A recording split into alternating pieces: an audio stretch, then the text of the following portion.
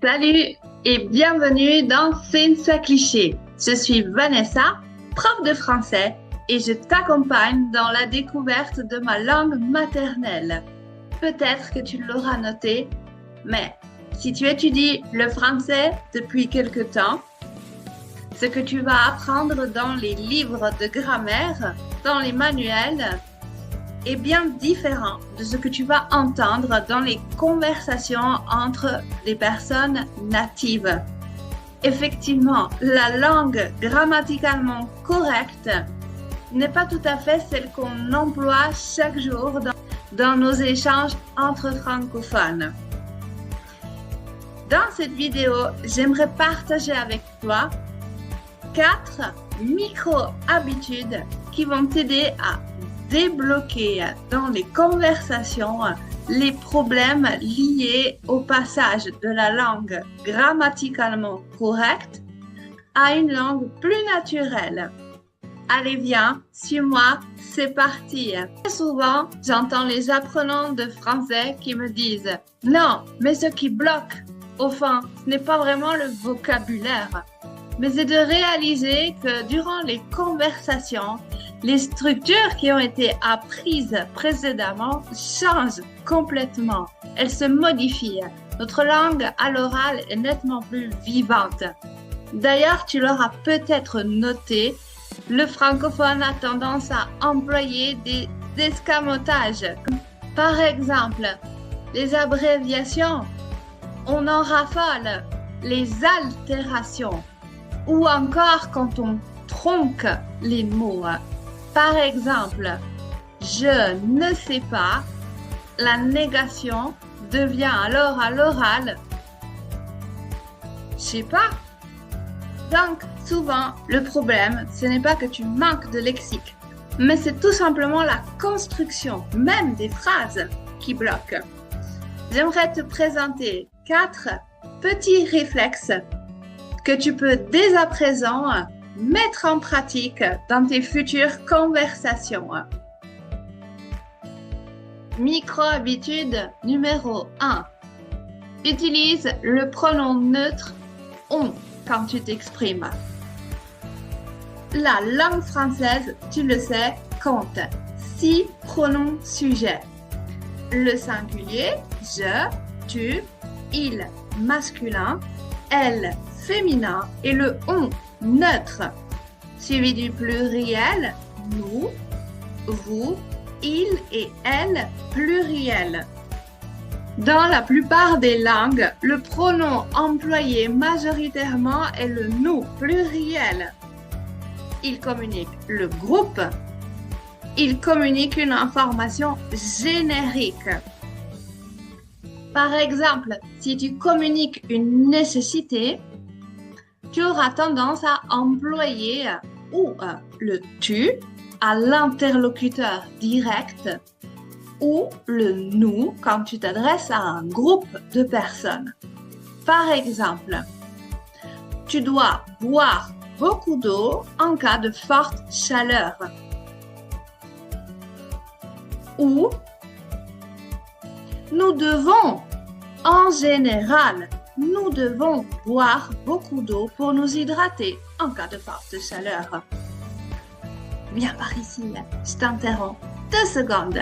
Si tu apprécies ce format, si tu penses que mes contenus peuvent être utiles dans ta progression linguistique, n'hésite pas à soutenir cette chaîne en t'abonnant, en likant, en partageant, ou tu peux aussi découvrir mes autres profils sur Instagram ou encore mon blog sur Substack. Reçois dans ta poste électronique un article chaque semaine complètement librement. Ça, c'est ce qu'on te raconte dans les livres de grammaire. Et ça fonctionne. Malheureusement, le francophone tend à complètement l'éliminer quand il parle dans des conversations courantes. On emploie alors le on, 3e personne du singulier. Il est neutre. Alors je dirais, on doit boire beaucoup pour s'hydrater. C'est aussi valable quand tu donnes une information générique. Par exemple, On reçoit beaucoup de publicité via email. Donc, quand tu t'adresses à un public, à un groupe, quand tu souhaites faire passer une information générale, n'emploie pas le tu en français. Le tu signifie que tu es en tête-à-tête directement avec ton interlocuteur. Utilise le on pour signifier une situation en général. Micro-habitude numéro 2. Utilise ce qu'on appelle les gallicismes pour éviter les problèmes de conjugaison. Est-ce que tu sais ce qu'est un gallicisme? Un gallicisme, c'est une structure qui est propre à la langue française. C'est une sorte de raccourci passe-partout. D'ordinaire, on l'emploie pour indiquer une action en cours. En ce cas, on utilisera ce qu'on appelle le présent continu. Le présent continu se forme de la manière suivante.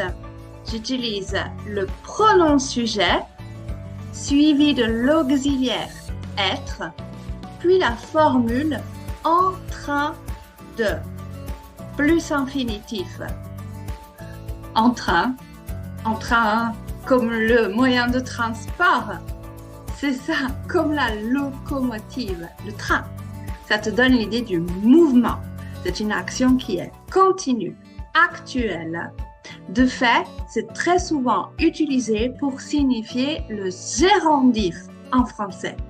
Par exemple, je suis en train d'étudier la langue française.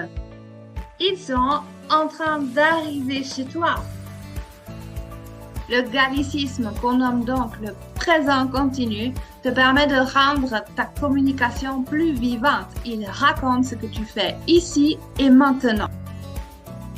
Micro-habitude numéro 3.